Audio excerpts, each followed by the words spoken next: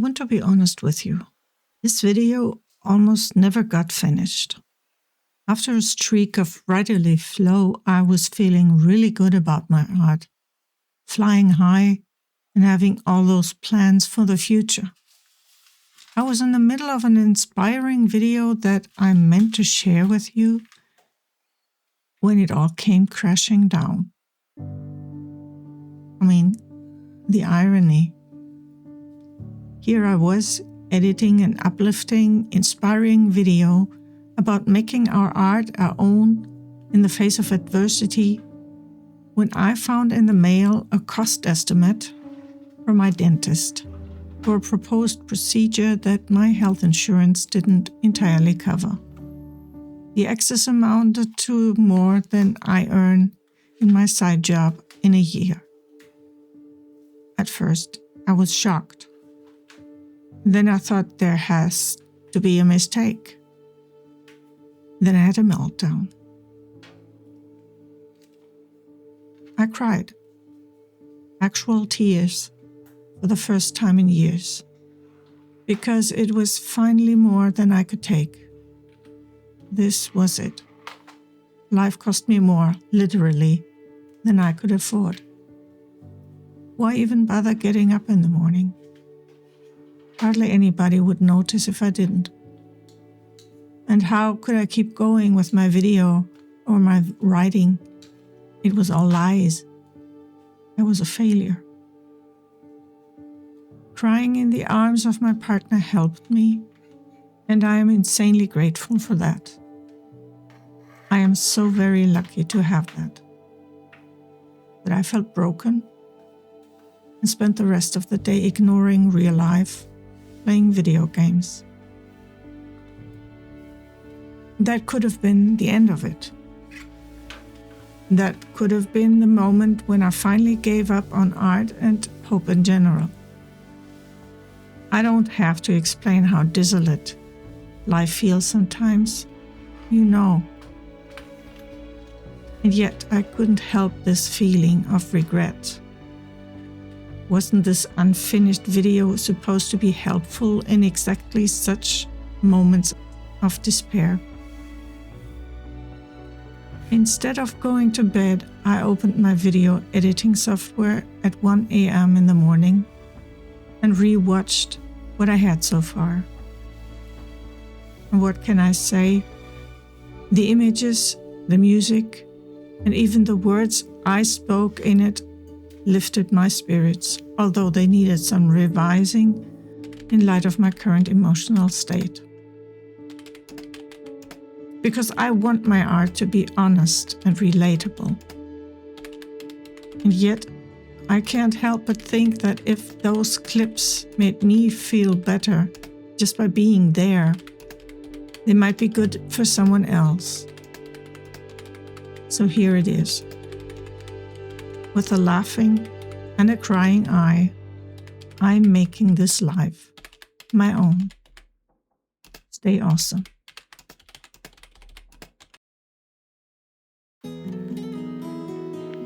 What if my worst personal flaw is really my greatest strength, my truest creative moment? What if being hypersensitive isn't weakness, not a lack of focus, but rather a strong sense of life's complexity? What if I don't have to choose who I want to be, because I already am? As creatives, we often feel the need to explain ourselves as we pursue a field of interest that is in no way guaranteed to earn a profit or even sustainability. How do you justify spending your time in your head while your hands make something useless when you need to make a living, maybe even care for someone else? We might think that what we are doing is self-serving eccentricity, that we can never be a real artist because that's for famous people, for geniuses. And we are not that, are we now? What makes you think you have anything to say that people don't already know? Why would they want to hear it from someone as ordinary as you? Stay in your lane and do something useful.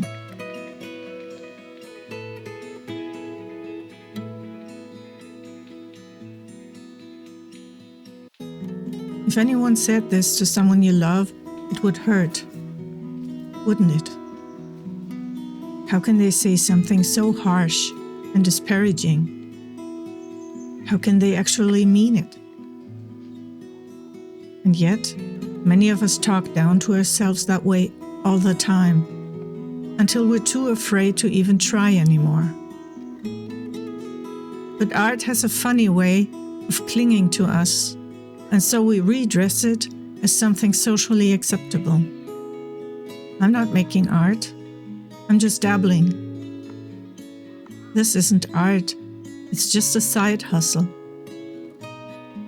I'm not an artist, just a content creator.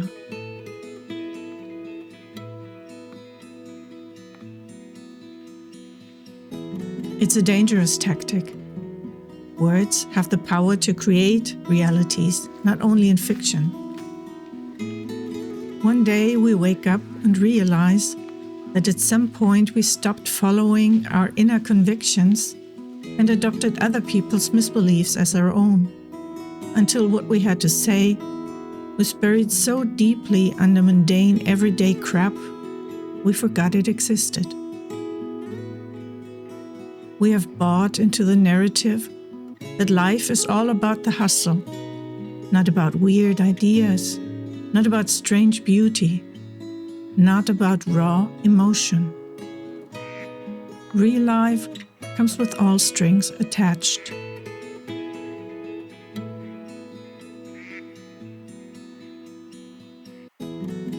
The good news is, once you realize what's happening to you, the spell can be broken. You and I wouldn't be writing or listening to these words if we were still bound by it. Something has changed.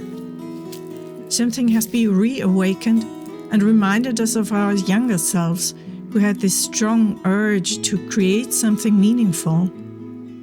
And once we remember, we can't go back to the old numbness easily. We might get knocked down, but we've learned to get up again, because life is too short to live it in someone else's image. Our art is not going to let go of us again without a fight now. We have something to say that only we can say, because only we are us. So what if we're struggling to make it work? That's part of the process. Forging our strengths, and especially our weaknesses, into something uniquely ours. That's how we come alive.